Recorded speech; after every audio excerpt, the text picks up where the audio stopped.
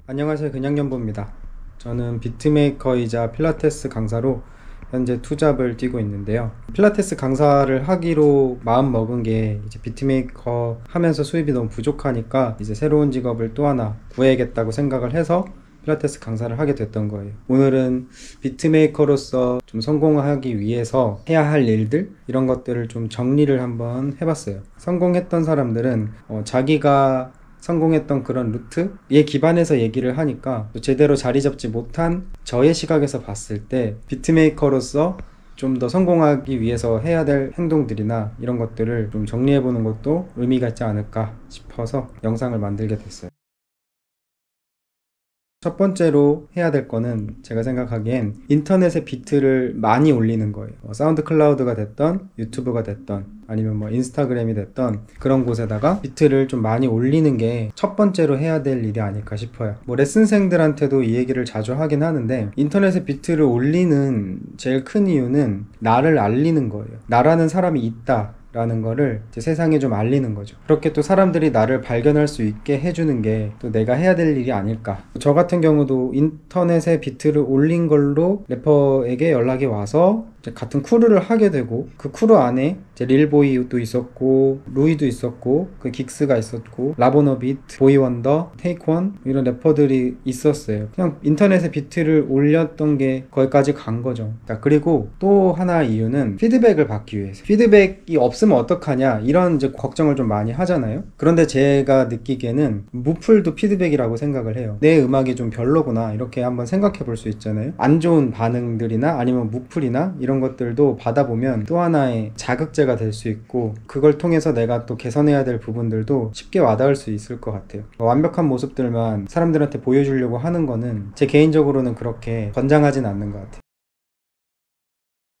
자, 두 번째는 이제 같이 작업할 친구들을 좀 찾아야 돼요. 대학생이면 동아리가 될 수도 있고, 아니면 중고등학생이면 같은 학교 친구들이나, 나이가 어렸을 땐 특히 더 같이 음악할 수 있는 사람들을 찾기가 좀 더 수월하잖아요. 그렇게 좀 작업할 수 있는 친구들을 만드는 거, 그게 되게 중요해요. 왜 그게 중요하냐, 같이 작업을 하는 친구들이 잘하던 못하던, 내가 만약에 비트메이커면 랩을 하는 친구들이랑 같이 작업을 해본다는 그 경험 하나만으로도 또 나름의 발전이 있거든요. 래퍼와 협업을 해본 것과 한 번도 안 해본 것은 경험의 차이가 생기기 때문에, 우리끼리 그냥 소꿉놀이 하는 것 같은 기분이 들더라도 서로 이렇게 의견을 주고받고 협업을 해 나가는 과정을 일단은 겪어보는 게 되게 중요하다고 생각해요.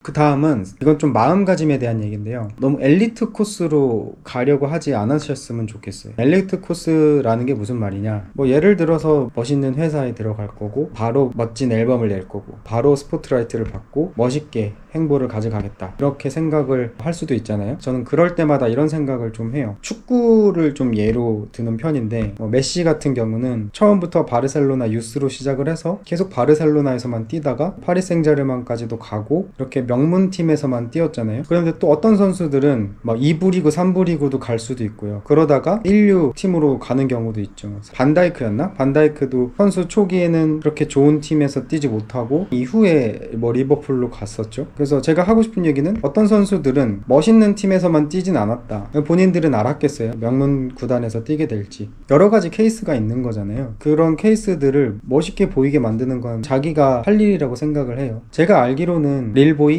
기리보이, 지코 이런 친구들도 아마 초반에는 인터넷 커뮤니티에서 만난 걸로 알고 있거든요. 자기들 작업물들 올리다가 또 실제로 만나서 교류하고 이러면서 친해졌던 걸로 알고 있는데, 시작은 또 그렇게 거창하지 않았었단 말이죠. 나한테 찾아온 어떤 기회나 이런 것들을 경험해 보면서 받아들이고 해보는 게 중요하겠다 이런 생각을 해요.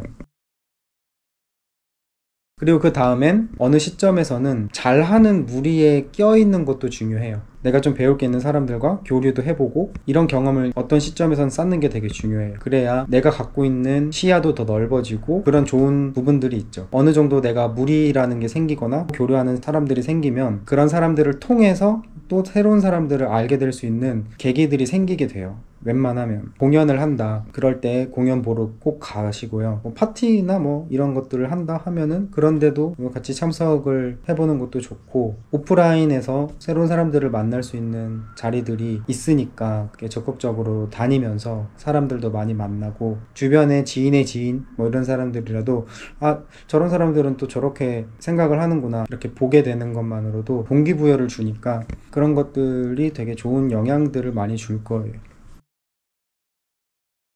그리고 다음엔 뮤지션들한테도 비트를 좀 보내보는 것도 괜찮아요. 유명한 뮤지션들을 얘기를 하는 건데, 일단 들어줄지 안 들어줄지는 미지수예요. 그래도 안 하는 것보다 나으니까 일단 보내보는 게 좀 저는 좋다고 생각해요. 보낼 때 이것저것 막 개수를 많이 채워서 보내기보단 본인이 좀 자신 있는 비트로 좀 추려서 보내는 게 좋지 않을까 싶어요. 비트메이커가 항상 퀄리티가 좀 괜찮은 비트만 자꾸 들려주고 뽑아내고 하는 걸 보면 이 비트메이커에 대한 어떤 믿음이 좀 그래도 형성이 되겠죠. 그리고 실제로 그렇게 비트를 보내서 컨택이 되는 경우도 심심치 않게 분명히 있고요.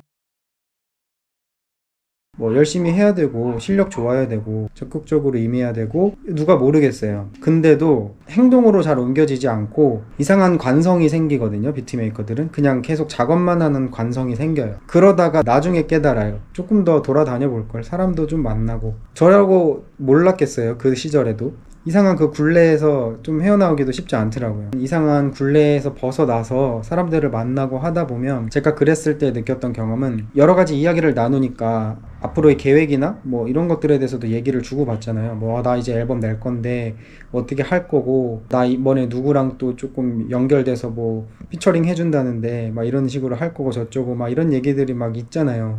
뭐 그런 얘기를 듣다 보면 덩달아 동기부여가 되는 거예요. 지금 제가 돌이켜보면 모든 것들은 사람들을 만나면서 여러 가지 일들이 파생이 되고 거기서 계속 제 음악 생활이 이어져 올 수 있었던 것 같아요. 그래서 정리를 해보면 대부분은 다 뻔한 얘기들이에요. 그럼에도 이게 제가 이 얘기를 왜 하냐면, 이게 되게 뻔하고 다 아는 건데도 잘 안 하는 사람들이 사실 대다수예요. 그래서 좀 이 얘기를 더 해보고 싶었어요. 이런 얘기 있잖아요. 뭐 내가 마음만 먹으면 뭐든지 할 수 있다. 일부 맞는 말일 수도 있어요. 왜냐면 누구나 할 수 있는 걸 꾸준히 하기만 하면 다른 대다수가 안 하는 걸 난 하고 있다는 거고, 그럼 얼마나 좋은 상황이겠어요. 그래서 해드리고 싶었던 얘기 했고, 다음번에 또 다른 영상으로 또 돌아오겠습니다. 오늘 여기까지 끝!